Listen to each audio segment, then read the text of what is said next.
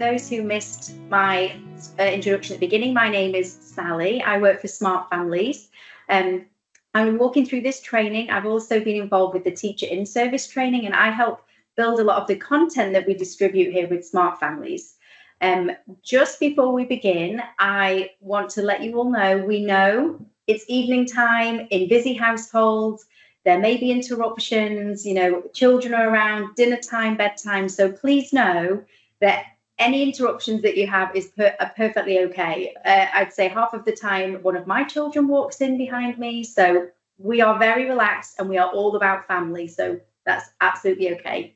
As I walk through the presentation, please feel free to kind of interject, ask any questions. We also have the chat facility working as well. We have other staff members from Smart Families here. So Ashley is joining me. She's one of our school coordinators. Hilary is also on the call, and Brian, who is our founder of Smart Families. So we are all here to help kind of encourage, empower. This section for the training is definitely to educate and really start you off in a very successful year. If you would actually start by using the chat and just let us know which school you are here with, that would be excellent. And then we're just going to keep a log of that. And for those that have joined a little bit later on, this is going to be recorded. So we're going to have this recording available to you. And also the slides will be available. And we are going to be running another live training for any families who join kind of after this time too. So please feel free to drop in the chat where you are from. Okay, I will start. I'm going to share my screen. In fact, before I share my screen, I'll just share a little bit more about myself and how I came associated with Smart Families. So I was a teacher in the classroom for 16 years, and I worked both in the UK and worked at a school here in Houston. And I started to notice some really interesting shifts with the students in my class, but also not only the students, but the parents and the families of my students. We were recognizing collectively that something was happening, especially with children's emotional regulation, focus, attention, some behavior challenges. And when we started to research and look into this a lot more, we discovered that kind of a catalyst for a lot of this was technology. And this training today is going to walk through a little bit about Smart Families. You may be a person who has had their principal approach you and say, we think you're going to be a great fit for being a Smart Families lead parent, but you might not know really a lot about what we entail here. So this is what this training is. We're also going to walk through some of the neuroscience and learn a little bit about brain development, and with a particular focus on adolescent brain development, because this underpins a great deal of what we do in our education piece. And then we're just going to talk then at the end and conclude about, what does it mean to be a lead parent at your school, what that might look like, and some ideas going forwards into the future. From a personal note, I am also the mum to 3 children.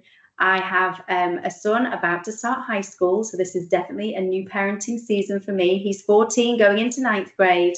I also have a son who's going into 7th grade and a daughter going into 4th grade. So please be reassured that, everybody on the Smart Families team, we are parents and we are walking through this parenting journey with you. And we have a lot of compassion for how it feels to parent in this digital age. And so before I do start, I just want to say thank you so much for taking this time.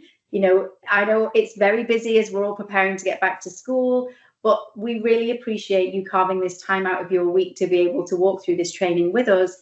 And please know that throughout the entire program and school year, we will be walking right alongside with you to help support you in any way that we can. Okay, so I am going to share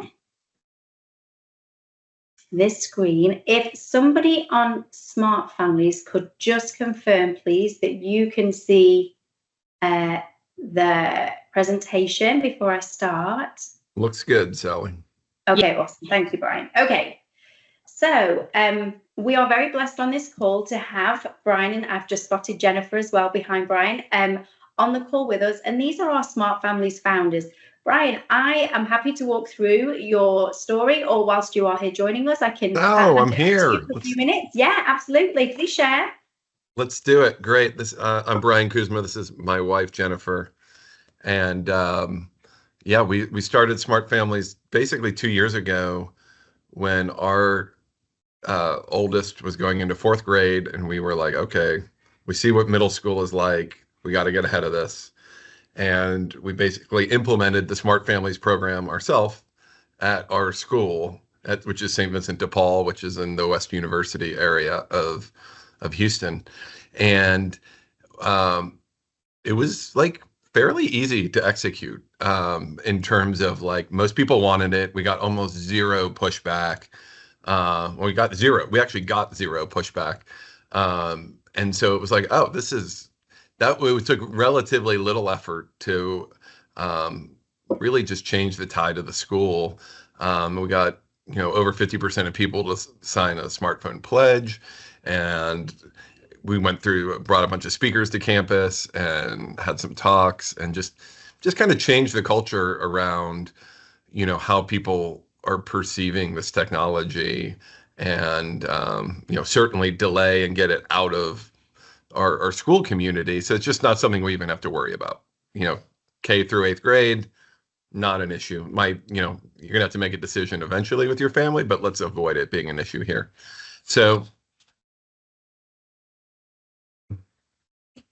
we have an 11-year-old, a 9-year-old, and a 4-month-old. So we're back in it.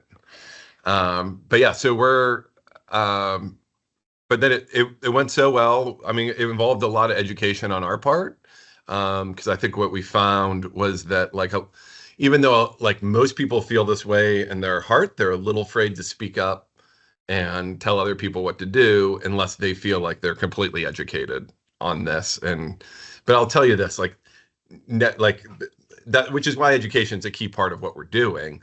That's so you feel confident when you're talking to other people that you know what you're talking about. But the reality is these people, almost everyone already knows this stuff. They feel it in their heart. They know what's best for their family. And so like the education is just as much for you to give you the confidence that when you're talking to other people that like that you're in the right, and that you are as educated as anybody on this topic. But I will tell you right away, you will get zero pushback from people like who are like, yeah, my kid needs to have a phone, or needs to have internet access all the time. Like no one's going to come up to you and say that. So it went so well. We were like, all right, we need to implement this. Like it was, we need to make it easier for schools to implement this so that when other parents like ourselves are like, hey, the culture of our school doesn't, when I look at the eighth grade, it doesn't really match the culture and values that we,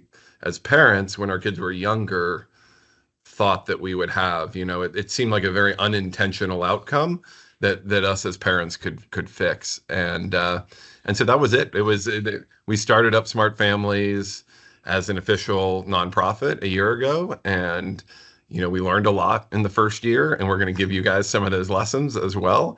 But this is year 2, and I'm really excited to see the growth. We had to kind of cap off the number of schools that we took in this year. But the growth has been phenomenally powerful to see. And I will tell you just that like you are going to get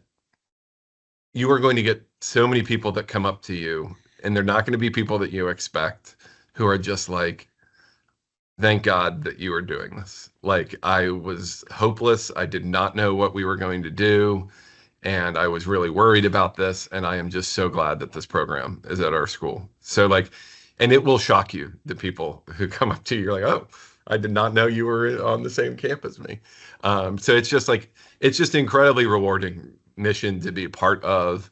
Like you are literally changing people's lives. I mean, in terms of, um, both the mental health and addiction outcomes for the children, but also much more significant and serious issues that we've been involved with as well. And hopefully that, like you can be a real, it really is a mission to service these kids. So So anyway, that's it for us. I'm really proud of our organization that we built here, and and I will let you know, and I'll reiterate this at the end of the call. And this entire organization exists. So all the people here exist to make your job easier. So like with that, the whole reason we started a centralized organization, everyone could just do this at their own school at their own, is to break down those barriers. You know, cost is not an issue. We'll pay for the cost to bring in whatever speakers you need or whatever program you need to run. Like that's what we're here for. Like that, and then we'll give you all the expertise. We'll give you all the newsletters. We are here so that it's like, okay, you can execute on this program and in your school. We are 100% here to help you along with the administration to execute it. But at the end of the day, like these are going to be your local communities, and they're going to require this is going to work best if it has strong leadership from within the community, rather than like smart families coming in as some sort of like after school program or something like that. It's going to work best if you guys drive it. So anyway, I'm sure we'll give some best practices and stuff a little bit later on, but think about your friend group. I mean, part of our mission, like part of what we try to do is give you guys forwardable content so that it is very easy to disseminate this message across and kind of like low stress. Just like forward it to all your friends and be like, hey, I'm getting involved with this. Forward all of that stuff so you can have all these interactions with people and really get them to spread it very easily, and it can just spread like wildfire throughout your school. So really excited. Sally, take it away. Thanks, Brian. Thanks, Jennifer. So before we move on, just kind of going over what Brian was sharing with you all, I want to just bring to your attention, this is our mission statement. And this is really, we're very transparent. Our mission is your mission. And you'll read through this and you'll see that this is just so innate for our human dignity. And once we get to the neuroscience, you'll realize just how coercive and manipulative this technology is, and how almost what the children and families have been experiencing is a very unregulated social experiment that's been happening for many, many years. And what that's actually ended up doing is just disconnecting not only just our own families, people are getting disconnected from their faith. And so what we're also trying to do is restore this. And so if I just read quickly through our mission, so we are dedicated to empowering families to create communities that engage with technology in a healthy, intentional way that is respectful of our innate human dignity. We know this will look slightly different in each school, and this is just kind of an add-on and community. But in order to support and align all the families towards this common vision, we're establishing 4 community norms.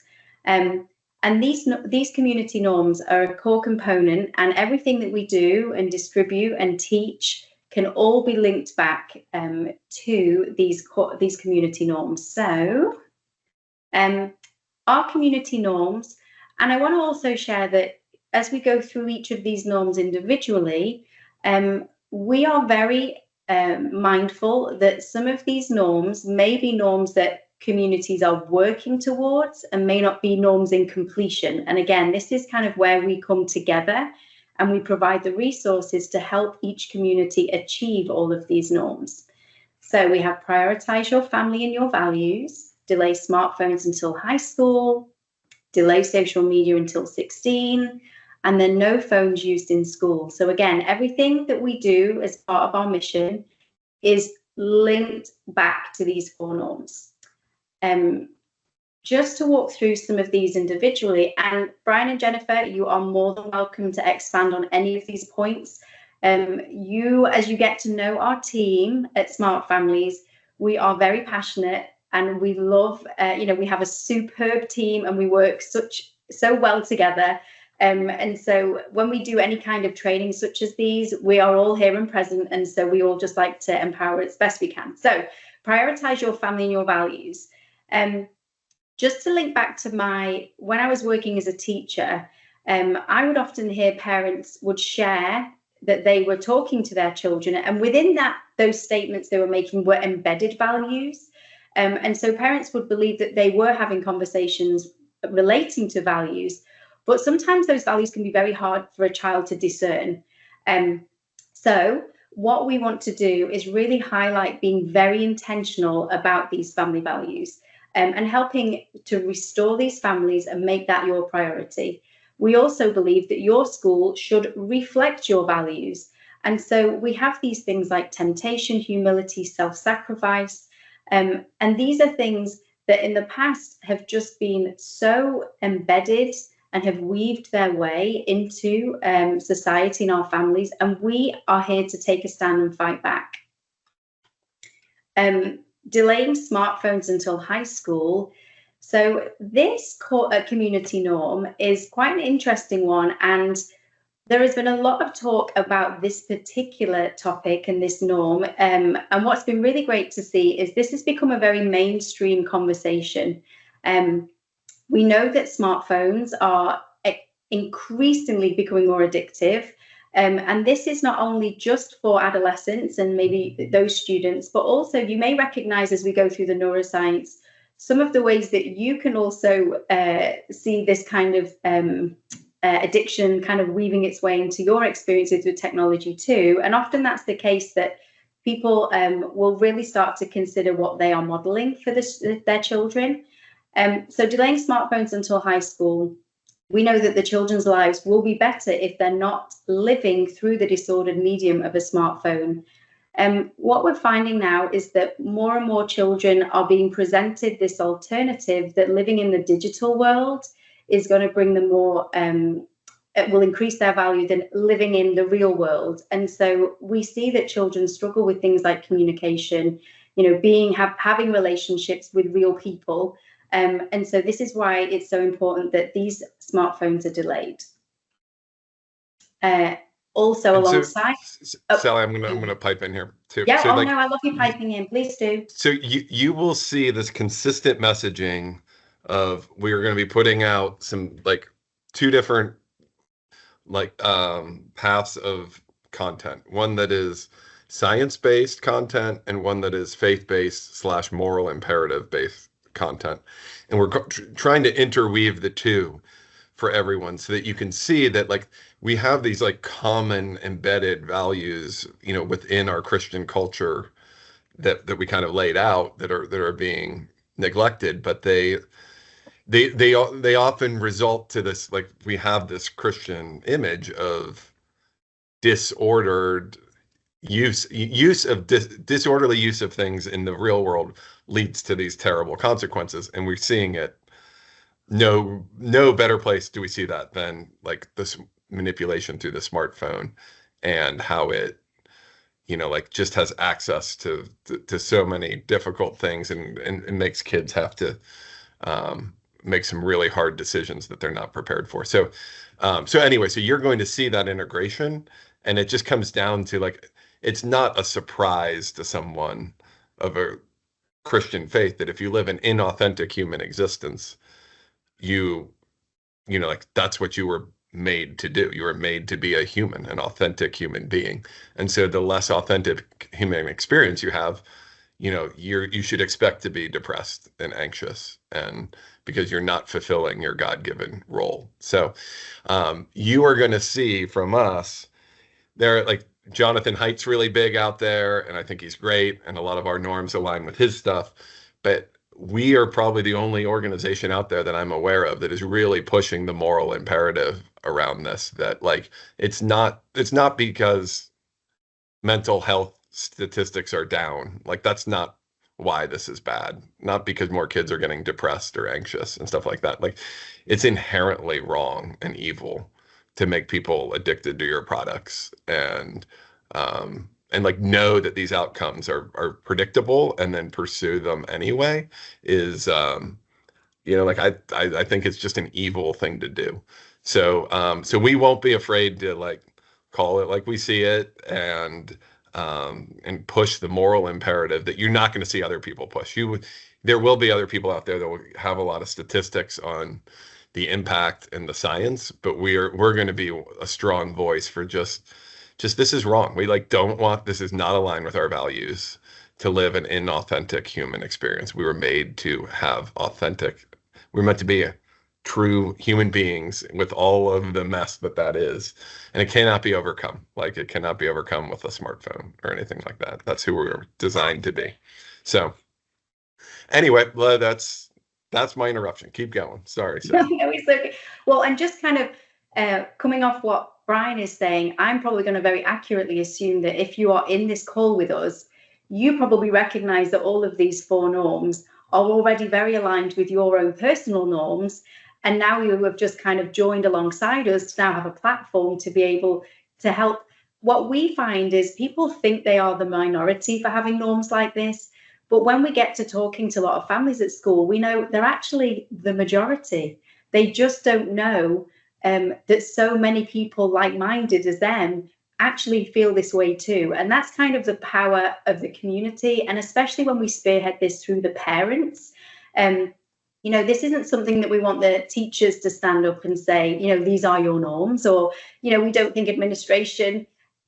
When parents hear other parents declare these norms over their families, it has a very profound effect on other families to really, one, probably stop and assess themselves. Where do I fit in these norms? Like, are there any of these norms that I feel like we're doing well as a family? Are there any of these norms that we are striving towards?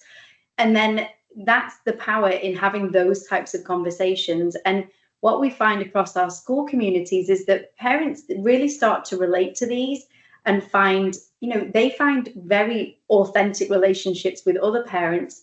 And then just from, a parenting perspective, if you have a child at one of our Smart Family schools, and maybe your children do things together outside of school, maybe they attend events together, or maybe the time comes eventually when it's children were going to have sleepovers.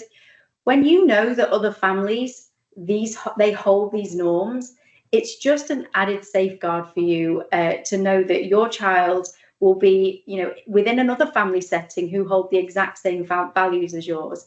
So I guess I'm just, I believe that you're in this call with us. You've either been identified by administration, or you have come forward and said, like, I want to be part of this mission. So these norms are what you're going to hear us repeat over and over again, but they are very, very powerful norms. And like Brian said,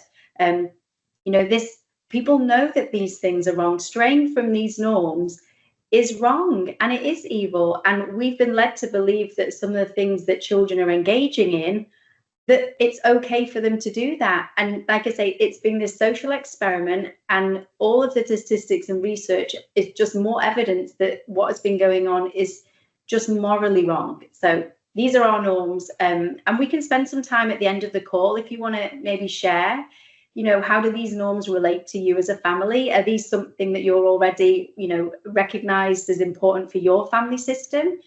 So we can talk a little bit more about those too.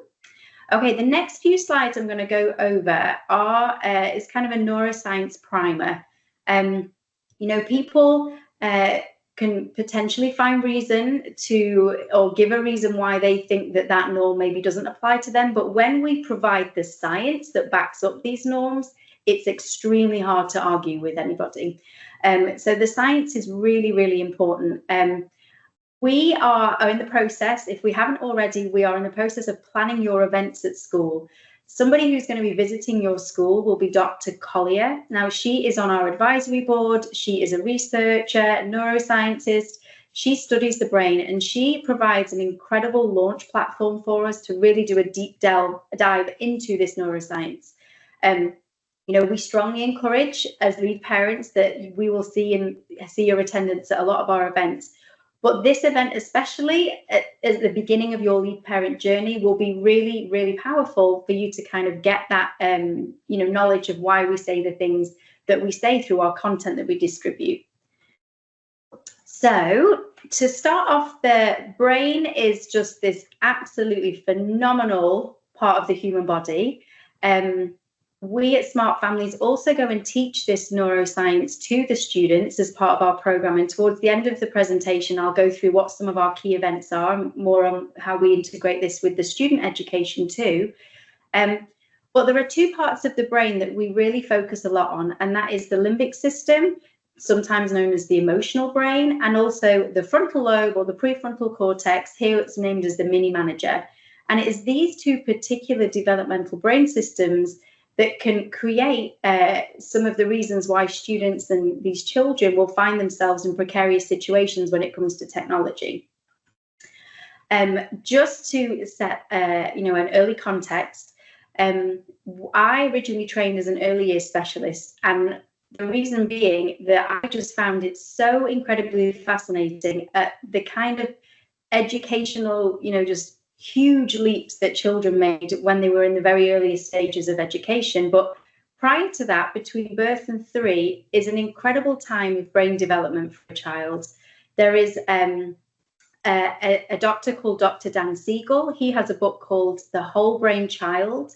This is a really great neurological book about children's brain development. And he explains how brains are developed from the bottom up. You'll see you have this very primitive brain stem, which moves into this limbic brain, which is to do with your attachment and your emotional development. And then finally, we end up right at the top with the cortical brain, which is the thinking concept behind the brain. On the screen, you can see this is an imaging scan of a child who is developing a skill, and you have these little brain cells or neurons. And as the child starts to develop and become more proficient with the skill, they start to grow and grow these neurons. But not only those, they have almost like tree branches branching out, and these are called dendrites. And the more dendrites you see, the more proficient the child is at achieving that skill. And so, as you can see, these connections are formed. And between birth and 3, scientists believed was a really critical stage of brain development. And scientists believe that what a child experienced in these first 3 years almost solidified the experiences that a child was going to have for the rest of their lives. So, for example, if a child had experienced some kind of trauma between birth and 3, the scientists believed that the child's brain would develop in a way that would always show evidence of this kind of trauma. However, a few years ago, some researchers conducted a study, and what they actually discovered was that a child's brain goes through another period of accelerated growth. And this occurs between the ages of 9 and 14. And during this period, which the scientists called this second window of opportunity, is actually where the brain goes through some incredible restructuring and reconfiguration. This is typically around puberty. And you may also notice that between the ages of 9 and 14 is typically around the time that we start to hear a child ask for some kind of smartphone. Now, why this is very poignant is that between these ages of 9 and 14, in this window of opportunity, is really when it is most critical to be giving a child experiences that are going to help their brain grow in a healthy way, that's going to really set them up for success for the rest of their lives. And so, we recognize you may be the parent of a child who is kind of coming up to this second window of opportunity. You may be right in the middle of this. And, as a parent, I am in this little segment of my child's brain development. Or you may have a child who has gone beyond the age of this now. But again, what we do and frame for a child in this particular window is really, really critical. And from this, what the scientists discovered was that the adolescent brain is a really very unique brain. And we can't say it is an older child's brain, and we can't say it's a younger adult brain. The adolescent brain is a highly unique brain, and we can't apply other kind of brain systems to this particular time of a child's life. So it's really very fascinating. So to go back to these 2 areas of brain development, the 2 that I'm going to speak about, I'm going to start with the limbic system. So the limbic system, sometimes people will refer to this as the emotional brain. When Dr. Colley comes and does her presentation, she will share with you that this is often referred to as the accelerator or the go pedal.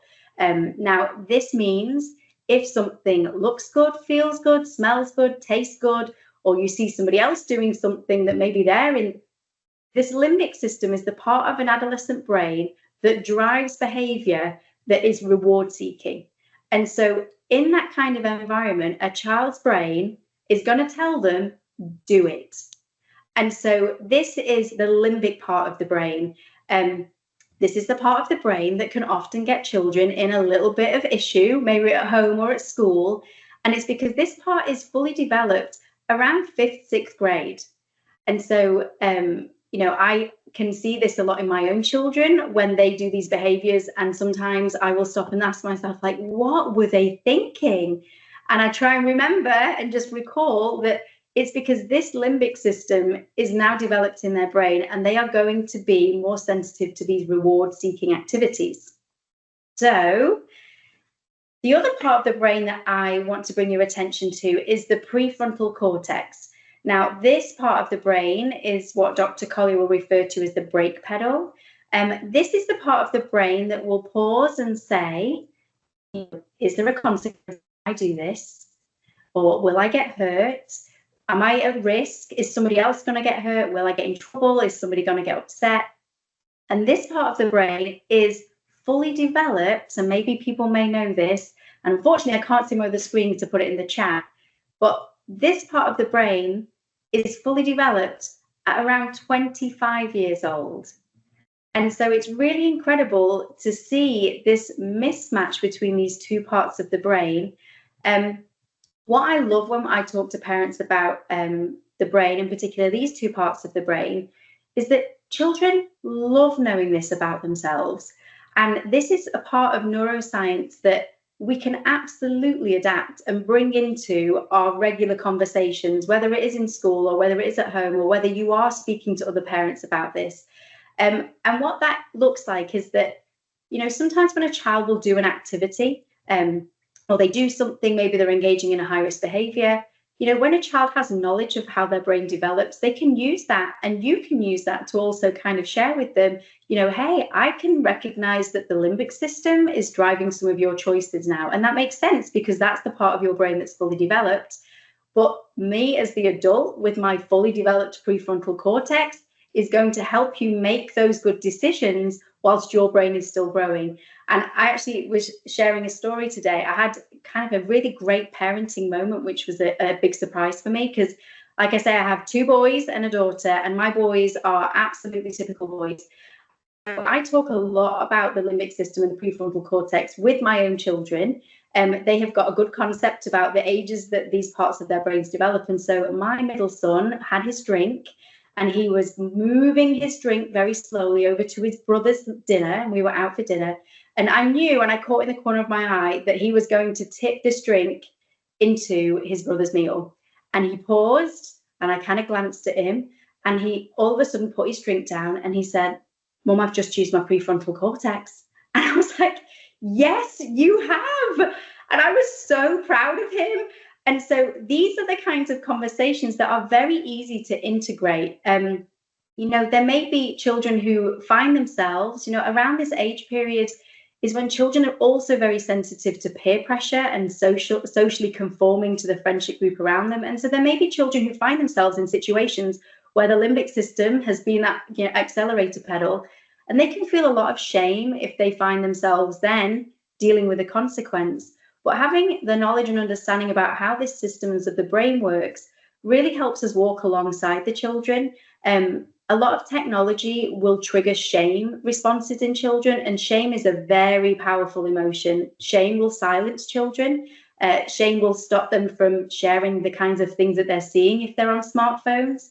And so just having that very intentional relationship with them, boosted by the knowledge of what we know how children's brains work, can be a really effective way to overcome some of these technology traps for them.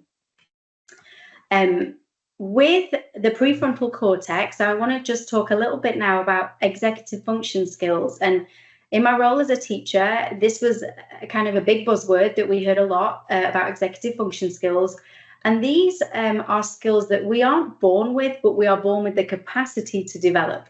And we can kind of split these into two separate sections. So the first one is those skills that we would see birth through middle. These are things like organization, working memory. These are the skills that are going to help a child do things like remember their homework on the way to school. And then we also have these skills middle through age 25. And these are more impulse control, decision making, judgment. These skills are the skills that a child will grow and rely on to be a successful member of society once they, finish school, maybe go to college, go on to have their own homes. But what we're finding, because of this over-reliance and use of this very coercive technology, is when we would expect to see these skills develop, are actually not developing in the timeframes that scientists would expect. And what that's called is arrested development. And that is that these skills are being hijacked. Children aren't being given the opportunity to demonstrate these or have them modeled and then being able to practice them themselves. And so a lot of what we see with behaviors with regards to technology, we can see that it's this arrested development. So these are our executive function skills. This here is just a functional MRI scan to show that when they have done brain imaging scans, that it's where they've been able to determine that it is the prefrontal cortex where these important skills develop. And these are developing all the way through to the age of 25 when the brain is fully developed. So what we have then is what scientists call the developmental mismatch. And again, I want to just go back to considering, historically when parents have felt that a time was appropriate to give their child a smartphone. And now that we know about the limbic system and how that's going to drive these reward-seeking behaviors, like I say, this unregulated social experiment of giving children phones during this very critical time of brain development, when we know that actually they are going to be more likely to have those curious brains and search for things on smartphones, proves to be an issue that is, it's woven its way into family life. It's kind of filtering out into school life, and it's caused this huge disconnect. Another principle that I just want to briefly mention is this use it or lose it principle. This may be one that you've maybe heard before. What this actually refers to is that the more opportunities a child has to practice a skill and become very proficient at that skill, then the brain learns to strengthen those connections, grow those dendrites, so grow the things that look like tree branches between the neurons, and the brain becomes a very highly specialized part of the human system. Now, those parts or those skills that are not developed and practiced, those are the parts of the brain, those neurons are pruned away. And so you can see on the imaging what these neurons look like at birth, a child at 6 years old, and then once the child is going through this second window of opportunity, this adolescent period, it starts to prune away those networks that aren't serving purpose anymore. This is around the time that a child really starts to decide and reflect on what are their interests. So maybe in kind of elementary, a child was doing many sports, had lots of different interests. And then by adolescence, they're starting to really determine what is it that they are interested in. Now, again, thinking back to that window of opportunity, it's so important for the adults in that child's life, whether it is, aunties, parents, teachers, to really structure and provide very wholesome activities so that a child is able to grow those connections for the most important skills and the healthiest skills.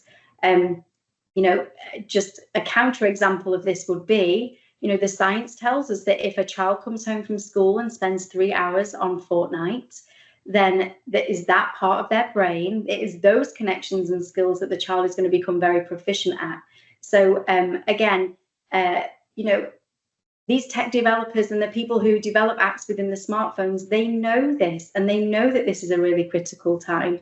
And it's very hard sometimes for parents to even find things to do that children find wholesome and exciting anymore, because they are fighting against these tech developers who are manipulating a part of the brain, which I'm going to talk about next, which is dopamine.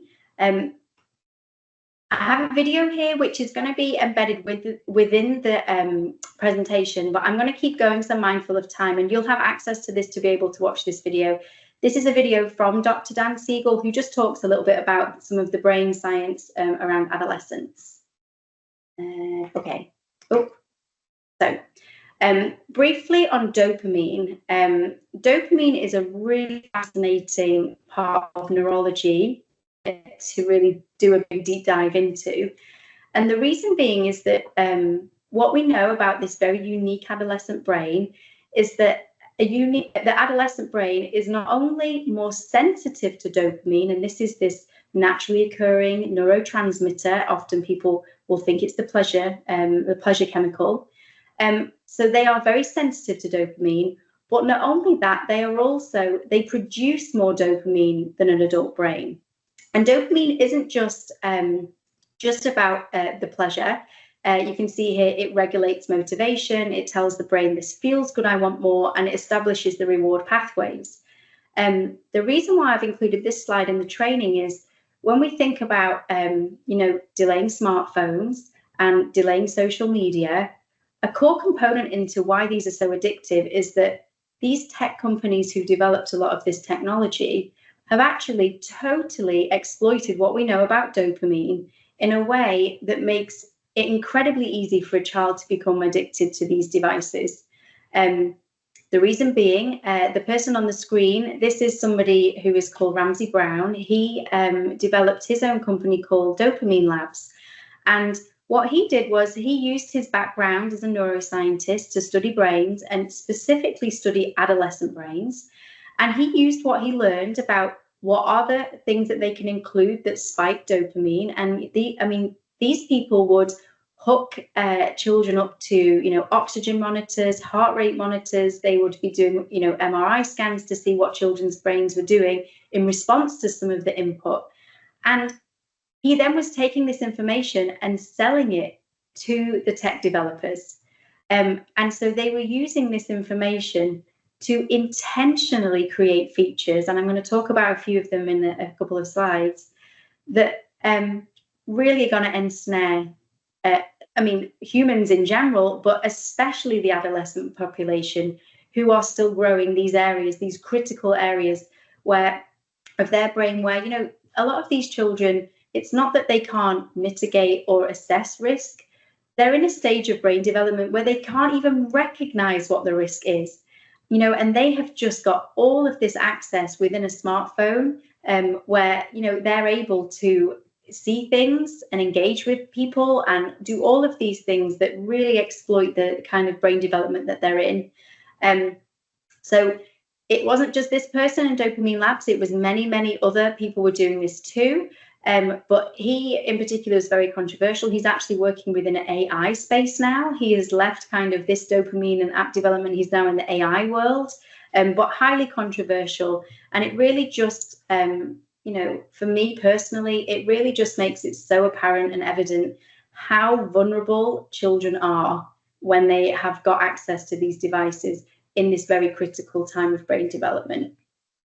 So that was a neuroscience perspective. I just want to give. And then Sally, I just wanted to pipe in. I think a big thing here is like, there's like kind of like this illusion that we all feel that we have like free will and choice. And it's like, we're engaging with technology and we're choosing to scroll for hours at night and all of that. And it's like, we kind of need to get over that concept as a good way to look at it, because like the outcomes here are just like known and predictable about how your brain will respond to these things. And there's just a big asymmetric knowledge between the people who are designing this stuff and like a naive consumer that's engaging with it. So it's that there's a huge mismatch in like how people are perceiving what's actually going on in these interactions. So it's almost like we really have to call all this stuff out just so people can be like, again, get over the personal shame and like be like, no, like someone is like literally washing your brain with dopamine. That is like why you are doing this. Like, even though you don't want to do it, you're still motivated to do it. And I think when people kind of understand that, they start to really get that like you cannot like you can't deal with everything in moderation, which is kind of, I think, everyone's like base case. It's like, oh, if I can just do a little bit of this and I'll be fine in our society. And it's just like, this is just not one of those things that particularly an adolescent brain can handle in moderation. It's like, how much cocaine is too much cocaine? Like, you will have a physiological reaction, and whether or not you inject or consume a drug, you'll have a physiological reaction. If you're consuming with your eyes, you will also have a physiological reaction. And it's no different. Like it's like in terms of how what your brain is processing and how it's processing it. So it's like a lot of what we have to get over is this like this personal shame of like making these decisions and realize that they're actually they're almost like a known consequence of a stimuli at this point in time. So Yeah. go ahead. Yeah, and just kind of to expand on that, on the screen, you'll see, these developers have taken the neuroscience, they've taken the psychology, and they've learned what they've known about behavior change. And I've included this. This was B.F. Skinner, who's a famous psychologist who looked at operant conditioning. How do we manipulate behavior through consequences? And from all of this knowledge, dopamine, a variable rewards, was born social media. And there are so many components of all of these social media platforms that have just taken really addictive concepts. Many will take things from gambling and just put them straight into these platforms. This variable reward where, somebody using these platforms isn't going to know if they're going to be rewarded. When you're on social media, you see what they want you to see and when they want you to see it. So nothing is real time, and it's all part of this mass manipulation. One of the student presentations we do is the app trap. And that's where we go in and we really dissect each of these platforms, and we look at the dopamine and we look at the neuroscience to really see and teach the children directly, like, this is what is happening to you in your brain. And from all of that this is a very common scene that you don't have to go far away from to start to recognize this. And this is one of the things that we touch on with, what are the trade-offs? What is it that now we've traded off from using this technology like we have? Whether it's social skills, there's a huge decline in social skills, being able to connect and have a relationship, and an authentic relationship.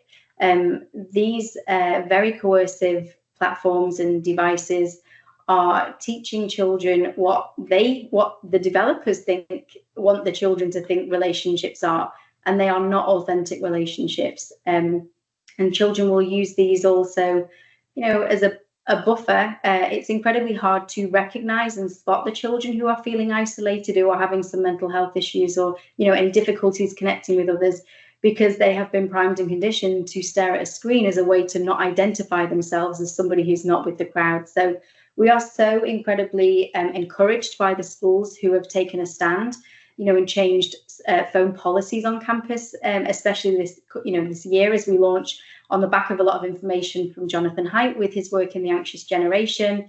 And schools have responded to that in a really very empowering way. And so we're also there to fully support schools as they roll out new policies, and help with any of the consequences that they receive from either students or parents. I'm going to just go through this quickly. These are the risks that we know that early smartphone use puts a child at risk of. And just mental health statistics are very prevalent now. I think, just to touch some of the things that are most concerning, is really this rise in self-harm. Has a phenomenal increase. Algorithms through these platforms are set to make children compare themselves to others. They are being taught and conditioned to believe that their value is derived from the number of likes that they have, or the amount of followers that they have. And so another component of our program is the faith-based component, which is really an address to, where are these children, who are they following, and, who is the person, where should they really be following? And just finding that authenticity in this very saturated world of likes. And so that's another part of what we do. There is a lot of research and data to show that even though these children, are masked as hyperconnected, the reality is that they are increasingly lonely, and not just at home. Like, this is also at school. Children can look like they have got strong connections, especially through smartphone platforms where they, might have tons of followers, or, lots of connections through Snapchat. But actually, when you peel all those layers away, these children are actually sharing that they are incredibly, incredibly lonely. And it isn't just from a social standpoint, from an academic standpoint. Research is increasingly, revealing there is a huge academic impact. A lot of this can be linked to children's focus and attention, through YouTube videos, TikTok videos. Children aren't learning the skills for directed attention, which is, prolonged attention when they're having to work through very complex, educational pieces, or, reading a book is now becoming increasingly difficult for students because their brains will be chasing a dopamine high from receiving these short content videos like over and over. And remember, autoplay features mean that a child doesn't even have to search for anything anymore. These videos will just keep on streaming in. There is no reason. They make their money from the amount of time somebody's looking at their screen. So these companies will do everything they can to keep the child doing that. And one of the huge trade-off is focus and attention, being able to achieve academically at school. So the final part of this presentation is, what is Smart Families going to look like at your school, and how can we help you be the change within your own school? So a reminder of these norms. So our approach is really about education. We empower through the knowledge that we have, and then we support as we build this stronghold of a community. From an educational standpoint, what that will look like this year, you will be seeing presentations. This is going to be presentations for fellow parents, presentations for students. There will be webinars and also speakers who will come.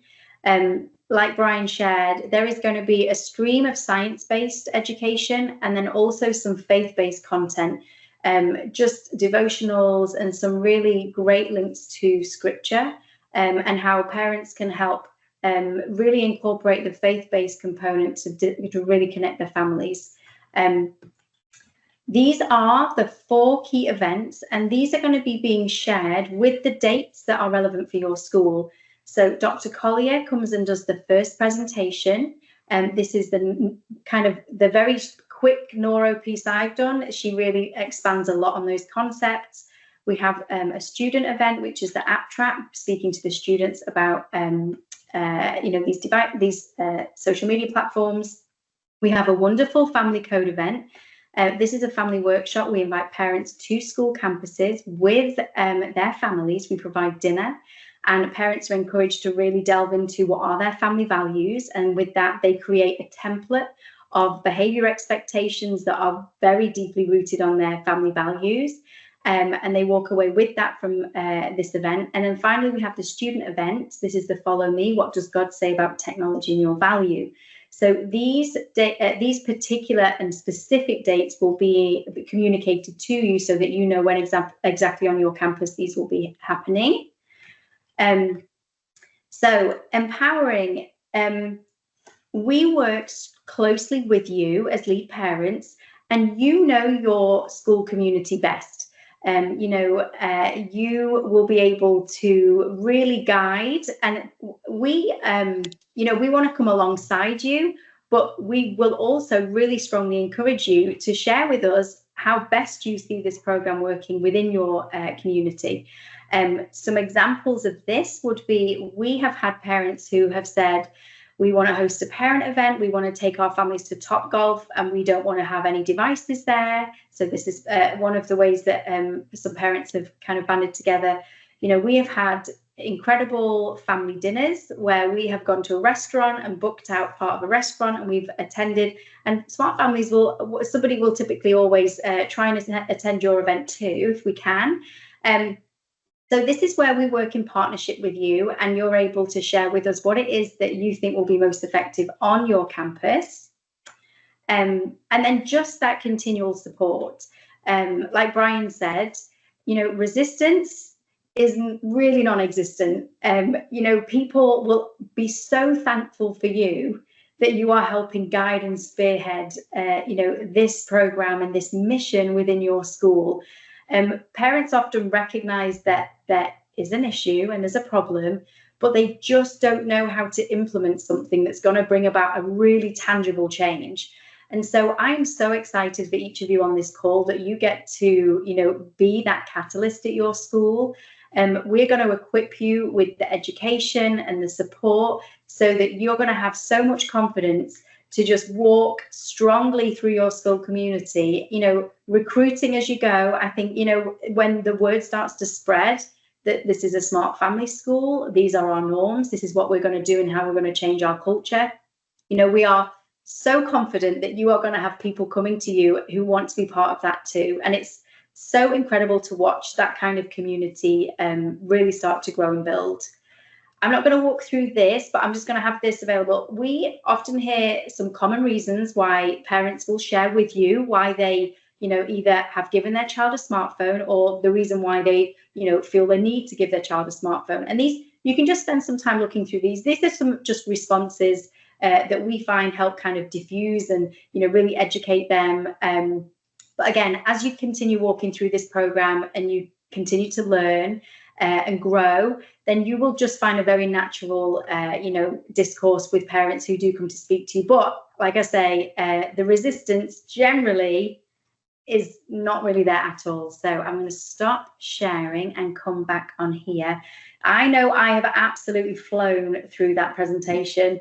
So I just wanted to, open it up. Any questions? If there's anything, anybody has any initial responses to any of the content, and then we have dedicated coordinators with Smart Families who will be getting in contact with you, and you will know who your person is who will be your kind of direct contact, and they will help you with any questions. Now, what we love, we don't really want to sit and dictate, step for step what you want to be doing. You may already have some incredible ideas that you were like, I think this is going to work so well. I just need a little bit of support from Smart Families to help maybe working out the logistics of some of those things. But where we can help walk alongside you, we absolutely will. So if you are sitting here and thinking, I would maybe like to know, what is August typically going to look like? Or what are the expectations of me as a lead parent, for the first couple of months? If that is something that you would feel comfortable with us helping with too, we do have that available. However, we really want to encourage the parents to take, authority over this mission at your school. You have our full support in any way that we can help you. So with that, if there is are there any questions, any responses, just thoughts on the norms, I am happy to respond. And I know Brian and I know Ashley and Hillary are also here to also respond. I want to give a few tips too for people to get started at your campuses, because we've now done this 20 times and I think we've learned a lot along the way. And I think the number one thing is most people are in your camp. Like, just recognize that going in. You are going to show up, and we see this across all schools, that you've got a third of your school who is like just your cheerleaders, who are like so grateful that you're there. And then the other 2/3 are going to be like, just tell me what we're doing and I'll do it. And so, like, as long you can kind of show up with that authority, and your principal has signed up for it.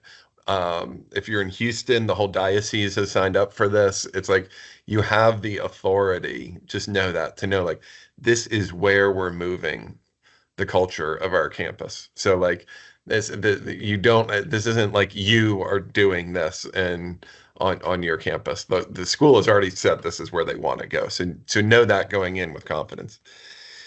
Two, I like, as far as tips go, I would say, certainly look to your friend network. Definitely look at your church. Like, you will see that the strongest allies that you have in this mission tend to be the ones you see at church on Sunday. So like, look around there, and you will find most of your other advocates. We at St. Vincent's here in Houston, we actually set up a grade level system where we knew a few parents that covered, we had 10 parents over to our house for pizza, and they invited all their kids over, and they were just like running outside in our yard. And like, that literally was kind of like all it took, was like those 10 parents, or 10 families and us. We covered every grade, and we were just like, okay, everyone, like, you're responsible for this grade and this grade, and just make sure that you reach out. You don't have to do that. Like, this is just a recommendation to, like, really, like, help yourself get launched. This is not, we like having one parent lead because it just ensures that we have some sort of accountability. But at the end of the day, what you're going to find is that at a lot of schools, the culture is dictated by the least intentional parents. And now what you're creating is this network of that most 25% or 30% of most intentional parents who are saying, no, no, we control the culture of the school and we're going to decide what's okay and what's not. And that's what Smart Families is. And I think we start out with, and you may have a temptation to do this, but I would recommend against it. Start out as big tent as you can. Like these norms are not controversial. We're we're not getting into like nitty gritty on technology policy and like people are going to ask, what about iPads? What about smartwatches? What about all of this stuff? And you could be like, listen, that these are all issues that we need to talk about and think about and discuss as a family. But like we need to draw some hard lines here. And like let's start by drawing this hard line. And I think everyone will just get more educated on everything with regards to technology throughout the year. So it's like we can handle all that other stuff. But let's start here and make some tangible progress, like Sally was saying. So just know that as well. Like go as big tent as you can. We're not trying to debate people over the best way to lock down a phone or anything like that. Like that's not what we're advocating for here. We're advocating for like, let's not make this an issue. It just doesn't even have to be an issue. Your kid does not need a smartphone. So like that's it, like you can stand firm in saying that at all times. If we do talk about later in the program, it's like, do you want to get a family dumb phone that you leave plugged in? Like we all had a phone growing up. It's like, yeah, get one. You can give it to your kid when he goes to the grocery store and you can contact him. Like it's not the end of the world. Go do it. Like that's within our norm. So we are just trying to be as positive and as big tent as possible. All of the faith-based stuff that you're going to see coming out of us, particularly early on, is very positive. It's uplifting about what our dignity is worth and enforcing that. And then I would say kind of more in the later half, we start talking a little bit about like, well, what is actually our responsibility as parents? And that can be a little bit more hard hitting, I guess I would say. Like if you want the hard hitting stuff, go read Matthew 18. And like we've all heard it before, but like read it. And you'll be like, I think you'll be further affirmed in what you're doing and how important it is. So, but I'm not one for like beating people over the head with that stuff. Like this is about like, hey, we have this shared culture where we all recognize the value of our kids. We're all trying to do the best we can. All this new data is coming out. Jonathan Haidt is everywhere on every podcast. The awareness is fantastic. We know more now. Like we totally get why we ended up here. We just know more now. We can make an intentional decision and move on. So like a lot of that positive language, I absolutely encourage. Like I think you're going to get more people on board and change things really quick. So what else did you any other recommendations, Jennifer? I was just going to further affirm that I was more on the nervous side about bringing this up and starting these conversations with people at school. And again, we only heard positive responses, and there might have been, I'm sure there were people who were like, well, I'm still giving my kid a smartphone, but they never engaged with us. They never said anything. We never heard about the chatter. It really was like, people were like, yes, this sounds good. I'm glad we're doing this. We're in the same camp. And I think it really did help affirm a lot of people who were worried about what they were going to do when they got to that 7th and 8th grade. And it has been really great. Like you have a plan. Very positive. And I will say by our 3rd year, like this is not an issue at St. Vincent's anymore. It's like, it's not like, even the campaign is not we still distribute all our content and everything, but people are like, yeah, we've already made our decision. Like it's good to see, but we're not convincing people or anything like that anymore. It's just like, yeah, of course we're not going to do that. So like, that's where you want to get your school. This isn't a career for you at your school to lead this. It's like, once you've made your impact, like the school is, you've made your impact, and it's not a permanent thing. So, all right, I'll go ahead, and if you want to answer any of these questions, go ahead here, Sally. Yeah, I think Leo, I think your hand raised. I think no, Hillary has just touched on David's question, and I think Leo, your hand was raised before we got Frida's. So Leo, if you want to unmute and you can share. Thank you. Yeah. So, going back to the, we're all on board with the, the 8 hours of uninterrupted school time that we want our kids to get. So the question we have is, what are the guidelines given to the administration and the teachers for their smartphone usage? Is that something that, are they giving guidelines on that? Or is there something we should watch out for on that? So part of our launch for many of our schools, if not in person, then it's going to be an online training for the teachers. So the teachers are also, so administration have, they have signed a contract, they have partnered with us, and they are committed to, helping our families achieve these norms within their school. But yes, I think some concerns could be, how are the teachers also, potentially on board with this? So the teachers are all going through a Smart Families training, which presents the neuroscience, also the family norms, and that sets some very clear expectations of, what we expect to see at a Smart Family school, inclusive of teacher usage too. So is this something in particular that you feel is a thing to be addressed within your school community? No, not a problem we've seen or anything. It's just, want to make sure that everybody's on board. If we're all doing this, the parents are on board, the students are on board, that we make it, that we have it clear that the teachers are on board, admin, everything. Yeah, and I think our approach is, we kind of saturate every kind of layer of a school community, which is why, we go in with administration, we go and do teacher in service, we go and speak to parents at our launch and back to school nights, we go and speak to the students during the school year, because we really believe that consistency is extremely powerful. A lot of these students can know, which, sometimes where the leniency is with some staff members. And so what we aim to do is get the same education at every level of a school community. And so it's just very tight and very consistent. But yeah, great question. Part of the onboarding process for schools is that they are able to go through this training as well with all of their staff members too. Awesome. Thank you, guys. You're welcome. And I saw, Hillary, I'm not sure whether you had, so we had a question from Frida, and maybe Brian and Jennifer, you maybe can share your personal experiences. So how do you deal with hostile parents who disagree with the movement and voice their opinion and make a gloom atmosphere for everyone else and sets a negative mood? So I don't know whether either of you want to share kind of. So I will say this, there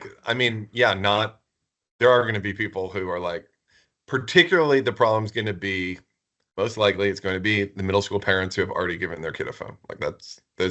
They don't like being told that they made a bad decision or something like that, or however they're going to perceive that. So I think that may be the group that you run into, but I would not write them off, because I think this is enough of a mainstream issue now, and I think you will be surprised at their reaction. You will, you're still going to get, let's say, I'm guessing 95% of the kids in 8th grade and most of your schools already have a smartphone. So it's we found that usually there's 3 or 4 kids in each grade that don't have one at the end of the day. So but I would say that even those 10 7th grade parents are I'm so glad that you are uniting us and emboldening us, and they can claw back 2 or 3 other kids, that maybe already give their kid a smartphone. So it's not, you just cannot be worried about it, because the problem is that there is a lot of Like, we just can't have the parents who are worried about their kids being the cool kid and stuff like that. They cannot be setting the culture of our school. And if like they're gonna not like you, like they all probably already don't like you. So it's like it's like I just don't think you should not be worried about it. They are not gonna come up to you. Worst case, they're gonna be like talk bad about you to like someone behind your back, but it's like they're not gonna come at you directly. Cause what are you gonna do? Like your response can be like, so what are you suggesting? Like that this is good for my child? Like So sorry, I missed yeah. Ryan's response, but I was going to say, again, we have been doing this for 2 years, and we have led many meetings and grade level meetings and talked at presentations. I've only had one person come up to me and kind of give me any kind of pushback, and her response was, "It's not the phones, it's the apps." And I said, I absolutely agree with you. And the problem is all the smartphones have the apps, so we're in total agreement. And again, we're not in the business of like really arguing with people or even really trying to convince them. All this information is just to help educate them. But, we always want to keep it positive. It's like these people, I think that they know, we all know. It's like, it is just it's so hard to argue that it's good. I think that's why we don't get pushed back. And so some people might say, I don't want to take this on. It's just too convenient. This is the trade-off I'm making. But in the end, they cannot argue that it's a great decision or it's good for our kids. And we are Thank very, you so much. sorry.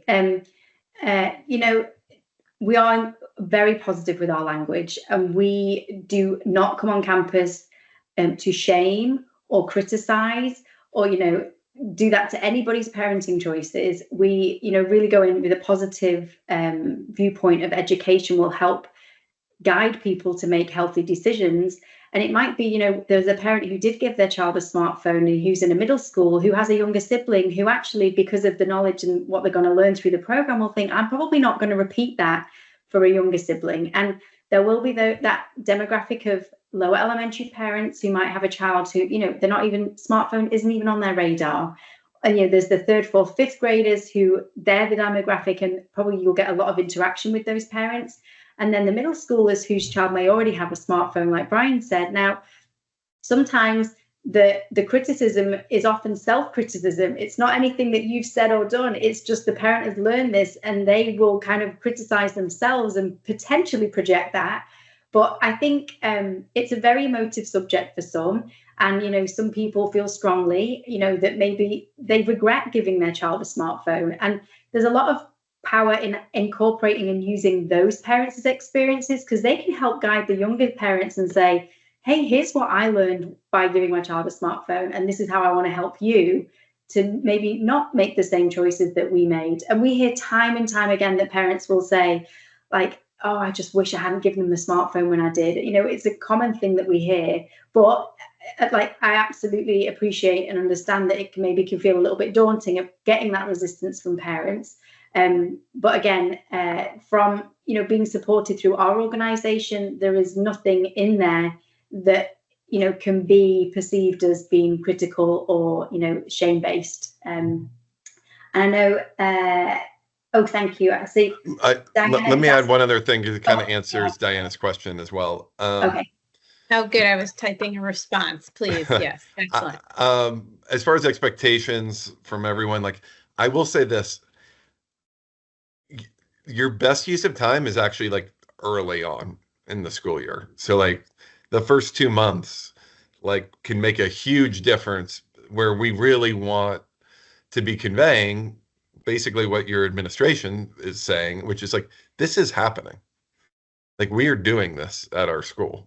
Like, you can pretend like it's not happening, but those yard signs are going to be out there every day that you drop off for the next 8 years about how our community is empowering these values to be smartphone free. So it's like we try to make it so that people are like, okay, we got to make a decision. We're providing them an opportunity to make an intentional decision when they're sober early in the year about this is what we're going to do.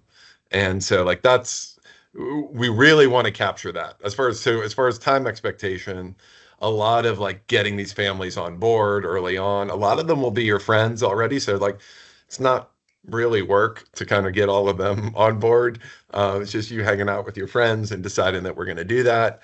And then just participating in the events, talking with the administration, letting them know what we're doing.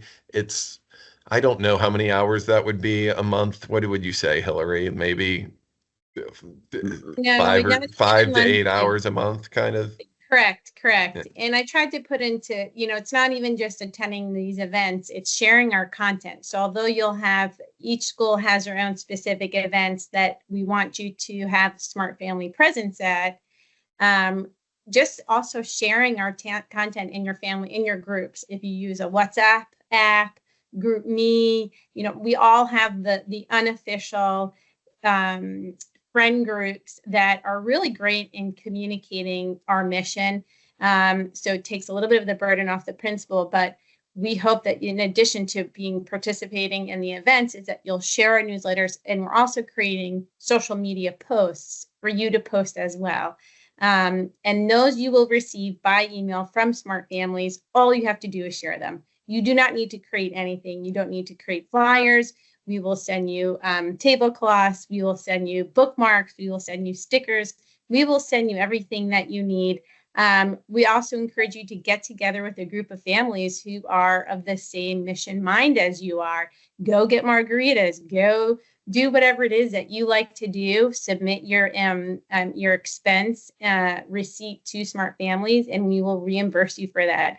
We really want to encourage the change in the community, and it's going to happen from you. So the time commitment is very difficult to put an exact number on, but as Brian stated, it will be stronger in the beginning of the year. And after that, a lot will be up to your creativity in keeping the mission growing and garnering a community of people who will gather around this mission and really make a change in your community.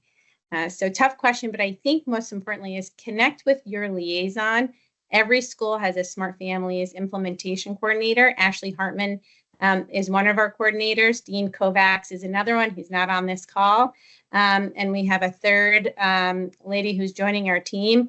Work with your coordinator, find out who it is, work with that coordinator. That individual will support you with all that you need to do to be a success, help you so that you don't feel confused. It should not feel like it's an enormous amount of time. It should feel like something that you're excited to do, that you enjoy, and you have a lot of support in doing it. So again, and I want to reiterate this, the whole reason the organization exists is so that you don't have to spend a lot of time. There's no reason why every person has to figure out how to do this at their school. We're creating a centralized organization so that you can do this as easy as possible. So if it's not easy for you, reach out to me directly. Tell me how I can fix our business so that it is easy for you at the end of the day. That is why we exist. So, your feedback is actually greatly encouraged. Oh, this is way more work than I thought it was going to be. I don't think you're going to come back with that feedback because we, reach out to us and be like, hey, I need some help doing this. And we'll be like, great, that's my job is to do that. That's what Dean or Ashley's going to tell you. So it shouldn't feel like a lot of work. You're not gonna be wordsmithing over an email for an hour. How do I write this in a way that doesn't offend anyone? We've already got all the stuff already written, and you can personalize it if you want. But it's we'll just be handing you a lot of stuff, and you can kind of really pick and choose what you want to use and do. So we at our school, we did do grade level meetings with those grade level parents, parent leads led that, where we did first and second grade, had a meeting with the principal. And so people could really feel like they're getting involved in this process.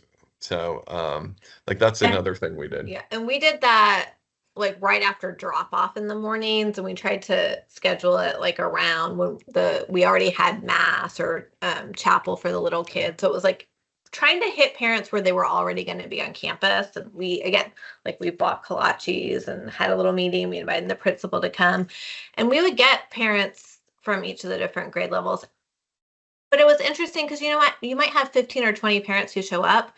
And then later that day, you could tell that they had talked to their friends by the number of pledges. Like it really was incredible because you'd be like, oh, I guess, like people are busy and everyone was there. Oh, but we had 45 pledges today. It truly is talking and word of mouth that is going to make the difference. And so you might know what events at your campus are going to be best to reach the right amount of parents. Yep. And that's right. And Candace, you're absolutely right. I'm seeing your question here. The job of the implementation coordinator is to share all of our best practices. So when you're talking with them sometime in the next couple of weeks, like they should be setting up calls with you guys. And like you can just walk out. All right, here's our plan for the year. What does that mean for the next 2 months? And that's their job, is to make that an easy experience for you. So let's hope that's how it goes. And also, there might be some apprehension around, approaching the principal, if you do have any thoughts or ideas about what you would like to run, but just please know that we have worked closely with the administration at all of your schools. They have been provided with information about, what the lead parents will be doing on campus. They will be happy to receive information about what it is that you're going to be doing on campus, because we've been very intentional at sharing with them as well that you may be asking them to join things, or you may be letting them know that these things are going to be happening on campus or off campus. They will be expecting that as well.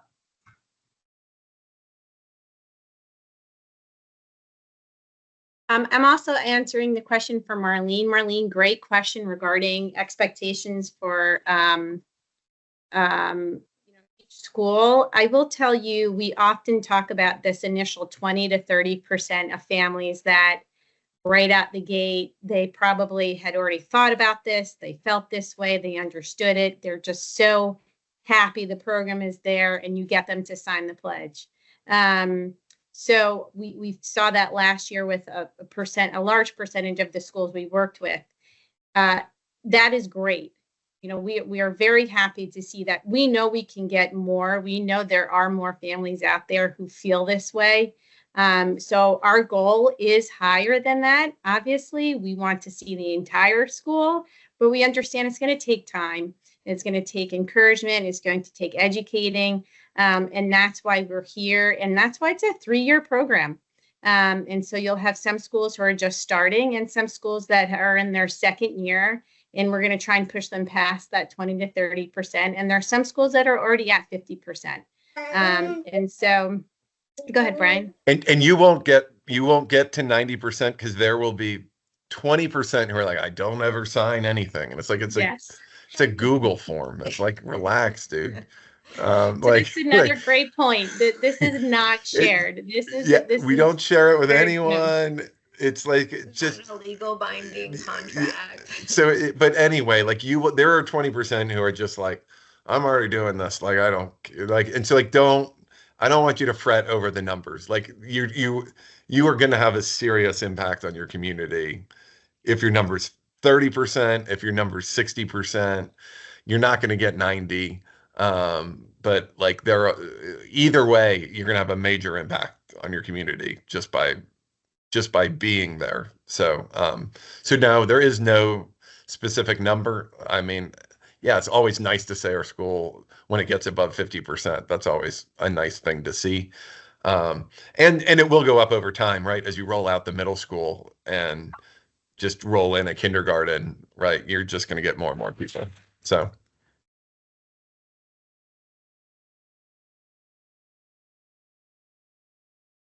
Okay, I think I can't see any more questions. Like Brian mentioned, our implementation coordinators will be in contact with you. They will be the person that you can, bounce ideas off, ask their guidance. They will share best practices. So please expect to hear from them. Like I say, the first event that is going to probably happen on campus is Dr. Collier. and her neuroscience presentation. And all those dates will be available to you, so you can see when they will be happening on your campus too. But thank you so much. Thank you for spending this part of your evening, this busy Wednesday, to engage with us and learn more about Smart Families and what a great year this is going to be. So thank you so much, everybody. Really appreciate you all.